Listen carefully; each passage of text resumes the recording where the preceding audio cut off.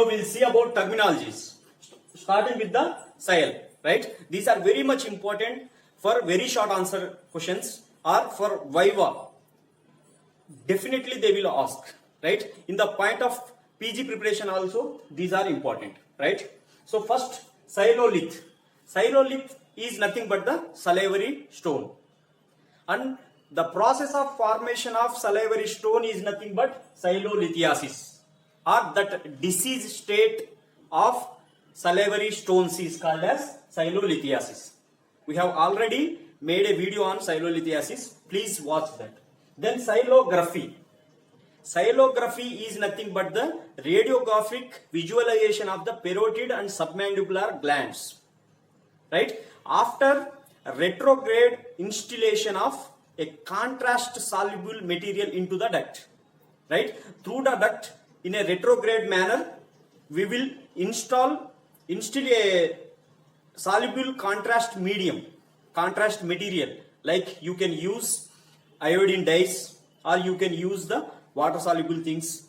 There are different things, right? Again, silography is a separate question, separate long essay, right? We'll discuss in a separate video, but for now it is the radiographic visualization of the parotid and submandibular salivary glands and ducts also, right?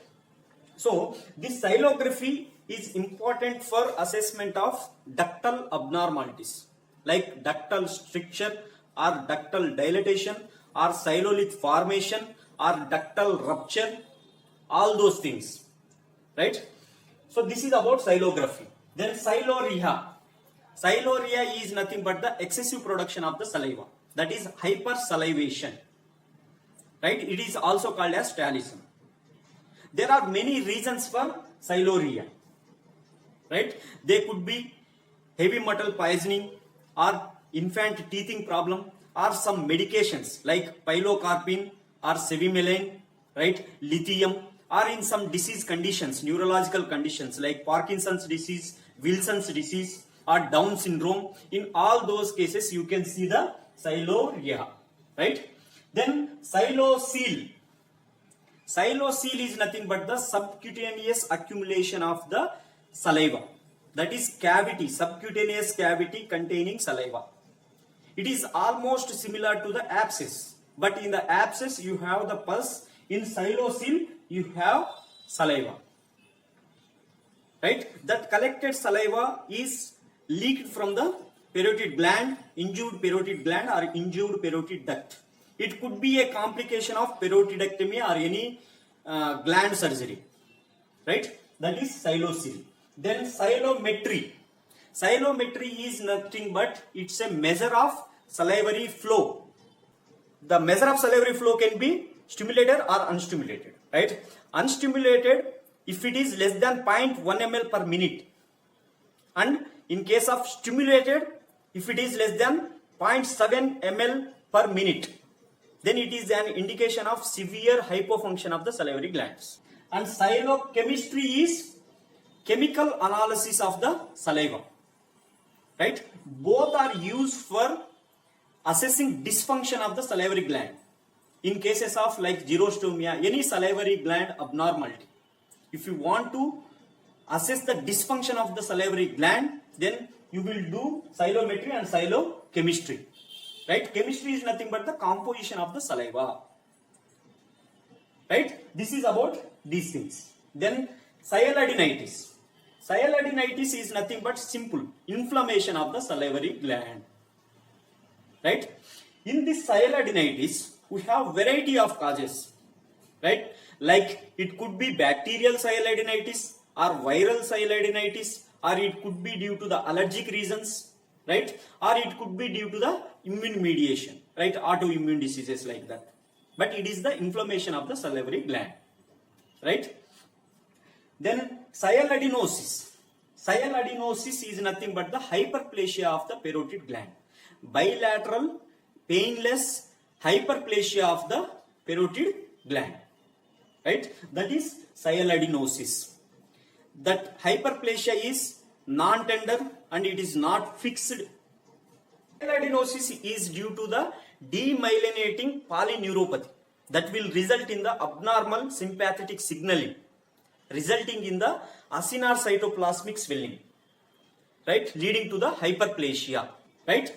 Then SIAL endoscopy. SIAL endoscopy is nothing but the visualization of the glandular structure or gland duct with the help of a camera.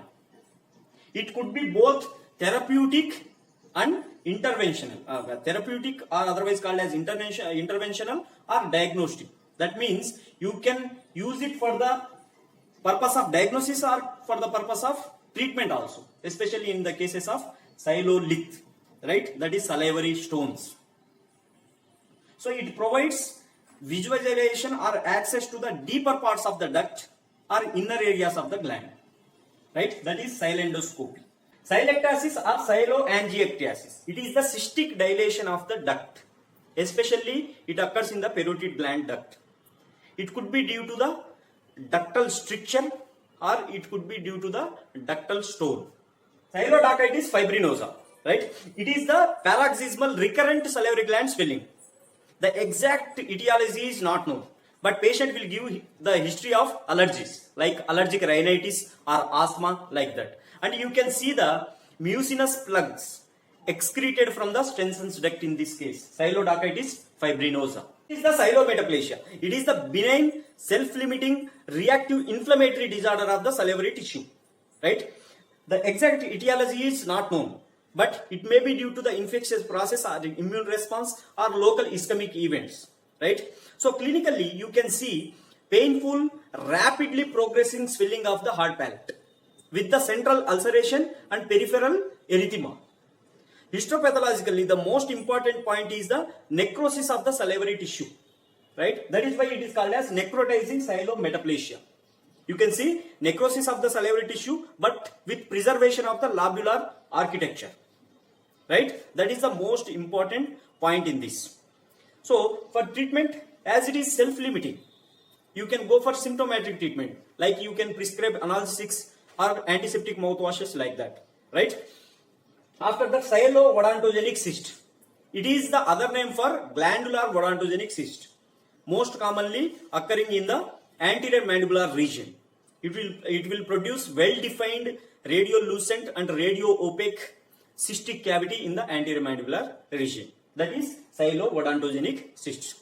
So this is about the terminology starting with the SIAL, right? In this case, the essay question is sialography and short answer questions are sialolithiasis, right? And sialorrhea and sialadenitis and sialometaplasia. These are short answer questions, and remaining things can be asked for very short answer questions. Very much important, right? If you like this video, hit the like button, share the video, subscribe the channel.